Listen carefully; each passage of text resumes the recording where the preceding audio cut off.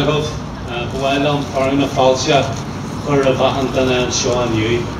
Kahara, Charlie is the Clamaha, the Lake Regale, the Forest, the Mara, a Fur Boss or Son Sirsha, because her son Mucher Naharan. Also of a lake and Sean Yu. It's more an honour to avow Lorch and Shaw. I want to welcome everyone here today, particularly the families of our patriot dead, the men and women who gave their lives in pursuit of Irish freedom. And it's a great honour for me to have been asked to speak here today. Today, the 95th anniversary of the Easter Rising, when men and women went out and took on the might of the British Empire. And that was a watershed event in Irish history. It changed the course of Irish history, and it inspired thousands of other young Irish men and Irish women to join in the struggle for Irish freedom. 65 years later, in 1981, was another watershed period in our history. In the H blocks, 10 men sacrificed their lives for all of us. And they also inspired a new generation of people who were prepared to get involved in this struggle.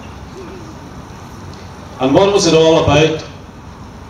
It was all about freeing this country,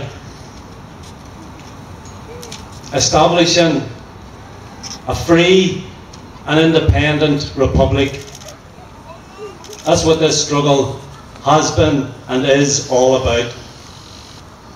The struggle is not complete, not by any means, and that's the work that we are involved in. And given my involvement in the hunger strike in 1981, people often ask, what would Bobby Sands have thought of all of this? And the honest answer is, I don't know. And the fact is that neither does anyone else. But it's also a fact that there are many, many people who spent time in the H blocks and in Armagh and in McGabry prisons who are still involved in this struggle. Many of them were on the blanket protest in the H blocks, endured the brutality that existed there in those days, and some of us were on hunger strike as well. And as far as we are concerned, there's an unbroken line right back to the H blocks, right back to the early 70s, and right back to 1916. This is the same struggle. It's not yet complete, and that's the work that we have to do. And the fact is this: there are more Republicans in Ireland today than there were in 1981. And that's what we have to continue doing, to get more and more people involved in this struggle. And Republican politics are more relevant today than ever they were. The big issues are still up there on the agenda. The issue of national sovereignty, of people's rights and of citizenship. And the argument for political and economic unification has never been more easily understood. We have an organisation that's young, it's vibrant, it's energetic, and it's passionate about pursuing this struggle to a successful conclusion. Unfortunately, there are others out there who will continue to justify the use of force. They can't justify it. Some even say they are the IRA. I was in the IRA. There was only one IRA. And the people out there can use whatever combination of letters or words they want to describe themselves, but they will never be the IRA. They will never.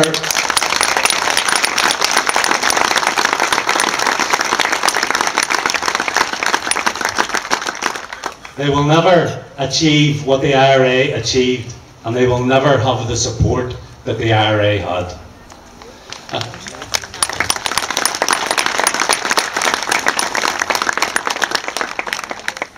And in contrast to the negative message that's being sent out from these micro groups, we're sending out a positive message. We're building an organisation and we're building political strength on this island. And that was seen recently in the results, the election results in the 26 counties. And there was recently a powerful symbolic image of that political project when the recently elected TDs from the south met with MLAs in Stormont and then later came over to the old Andytown barracks site there. And it put forth our message that we see no partition on this island. We don't see a border, we see it as one country, and that's the way our project will continue. And as powerful as that symbolism was, it's not enough. We need to continue working, we need to continue organising and building our political strength. We need to be preparing for United Ireland. And as part of that work, we need to continue talking to unionists. We have to allay their fears about a United Ireland. We'll have to use our electoral strength to pressurise the Dublin government to begin preparation for United Ireland. And one simple thing the Dublin government could do is to ensure that people in the north have a vote this year in the presidential elections. That's a simple matter the Dublin government could organise easily.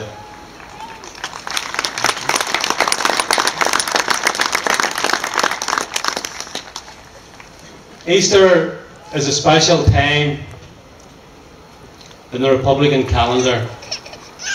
It's the time when we remember our dead, people who toiled all their lives and didn't get to see United Ireland, people who went out and sacrificed their lives. And I'm conscious that those people, while they were friends and comrades, they were also cherished family members, and their passing has left many, many broken hearts.